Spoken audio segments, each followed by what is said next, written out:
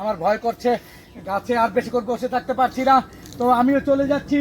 আপনিও কি চলে যাবেন এখান থেকে? চলেই যদি যাবে বন্ধু, তবে এসেছিলে কেন?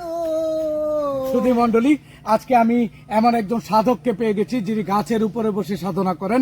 ওনার সাথে কথা বলবো, চলেন আমার সাথে।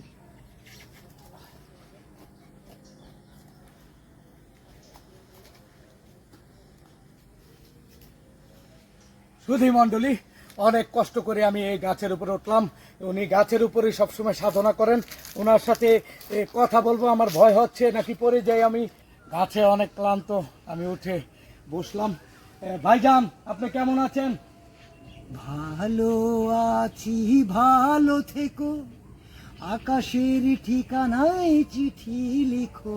বুঝতে পেরেছি আপনি অনেক ভালো আছেন, আকাশের ঠিকানায় চিঠি লিখবো। দর্শক বুঝতে পারলেন। ভাইজান, আপনি এই জায়গায় সবসময় থাকেন? পরের জায়গা পরের জমি, ঘর বানায় আমি রই, আমি তো ভাই জায়গার মালিক নই। ও, বুঝতে পেরেছি, উনি এই জায়গার মালিক নয়, এই গাছটা বোধহয় অন্য কারো। যাই হোক দর্শক, আপনি কি কাউকে ভালোবেসে ছেঁকা খেয়ে এরকম হয়ে গেলেন? আমি তোমারই প্রেম ভিখারি, ভালোবেসে ঠাই দিও পরাণে গো। হ্যাঁ, বুঝতে পেরেছি।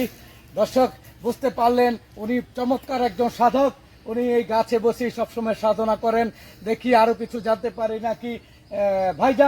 ভাইজান, আপনি একটু বাঁশিটা পরে বাজান। এই দর্শকরা আপনার কাছে জানতে চাইছে যে আপনার জীবনটা কি এভাবেই কাটিয়ে দিবেন? প্রাণ মানে যন্ত্রণা, নয় ফুলের বিছানা, সে কথা সহজে কেউ মানতে চায় না। দর্শক, ওনার অনেক যন্ত্রণা, অনেক সাধনা, কথাই বলছেন না, গান গেয়ে মানে মন ভোলাতে চাচ্ছেন আপনাদের। তো আপনি কি দর্শকদের, আমার যারা অডিয়েন্স আছে তাদেরকে গান গেয়েই মন ভোলাবেন? শিল্পী আমি, তোমাদেরই গান শুনিয়ে যাব। আচ্ছা, বুঝতে পেরেছি, উনি সবসময় আমাকে গান শোনাবেন। দর্শকের দিকে আমার অবস্থা খারাপ। তো দর্শক, আমার চলে যেতে হবে, আমার ভয় করছে, গাছে আর বেশি করে বসে থাকতে পারছি না, তো আমিও চলে যাচ্ছি। আপনিও কি চলে যাবেন এখান থেকে? চলেই যদি যাবে বন্ধু, তবে এসেছিলে কেন? এসেছিলে কেন?